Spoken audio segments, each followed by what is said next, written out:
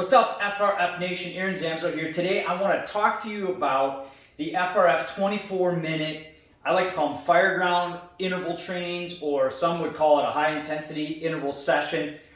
These are actually integrated in through your FRF program, so you'll see that they once a week we like to incorporate these sessions in, and they are really great way to incorporate fireground movements, and we'll get into that a little bit more. But what makes these really good for firefighters, EMTs, and medics, and actually anybody who loves them, is the fact that we take some time to warm up properly, and then we choose some exercises that help us perform better in life. And in the case of a firefighter, EMT, and medic, we do crawls, we do drags, we do carries, we do some sledges, and we try to find those movements and mimic them in the interval setting. So let me talk to you a little bit more, tell you a little bit more detail about it.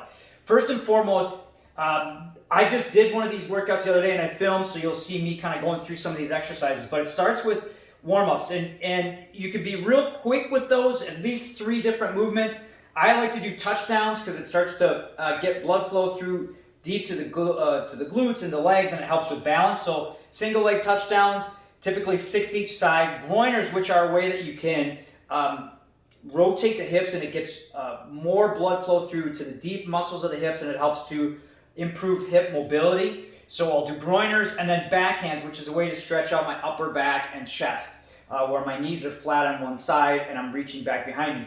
2 circuits, 6 each side, and that takes about anywhere from 2 to 3 minutes, and then I'll foam roll for another 2 or 3 minutes just on those spots that I'm really tight.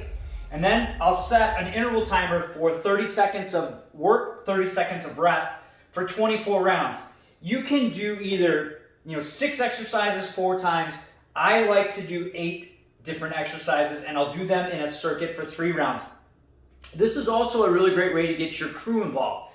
You can each choose your favorite exercises and then start, and you can even do this socially distancing, as I know that coronavirus and the pandemic is hitting us right now, but you can do them in certain different parts of the gym that you have or your firehouse. And let me show you what I'm talking about. So for like 6 rounds, you can do crawls just around the room, crawling, hands and knees, side to side, forward and back.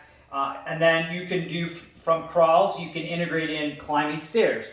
You can add a weight to that. I think in this example, I use a dumbbell or a kettlebell, and I'll just climb up and down stairs for that 30 seconds. Next, if you have a tire in your firehouse, you can do some sledge work where you switch sides, sledge from the side, sledge over top. A really great exercise to do that I don't think we work a lot of times outside of the fireground is just carry. Carry some very heavy weights around. Make sure that you use really good posture. Another thing is that if you have a rowing machine there, rowing will really help kind of increase your heart rate and gives you kind of that anaerobic push that you get on the fireground. Burpees, we all love to hate them, but they're really good because they get that heart rate going. Battling hose lines. We take an old hose that's out of commission. We wrap it around, in the case of my firehouse, we wrap it around the dumbbell rack, and we'll do some alternating style. We'll alternate, I like to call it drumming hose lines. You can do a double arm slam. You can also do some rotations, and you can do some side-to-side work, and you can change that up as you go through the 30 seconds. But what it'll do is it'll drive that, it's forcing your upper body to work out, it'll drive your heart rate up, and especially the harder you push. Obviously, the higher your heart rate gets. And that's kind of the whole point of these. If you're beginning, just do what you can in that 30 seconds. Just keep moving. The more advanced you get, push yourself a little bit. So that's why I love these for groups and for crews, is you could take different levels of fitness on these exercises. If you're, like I said, if you're a beginner and you're climbing upstairs, don't grab the weight, just go at your own moderate pace. If you're, a little bit better in shape, you can grab the weights and you can push yourself, all right? So moguls, and this is one where you'll see that you grip the side of the bench, and you basically jump up over the bench from side to side. This works a little bit of lateral power and stability, and it's another great way to drive up the heart rate. But you also feel that through your shoulders as you stabilize through that 30 seconds. Med ball toss, you can do it sideways. You can also simulate almost a sledging motion as you slam it into the ground. Just obviously be careful as it comes back up, it doesn't hit you. Plank shoulder taps. I like to try to incorporate in some type of core exercise. So in the case of plank shoulder taps, you stand in a push-up position and you're slowly but surely raise up and tap your shoulder. That's working core stability, and sometimes it's a way to bring your heart rate back down and give you a little bit of recovery. So if you're doing 8 at station 4, you might throw in some core exercise.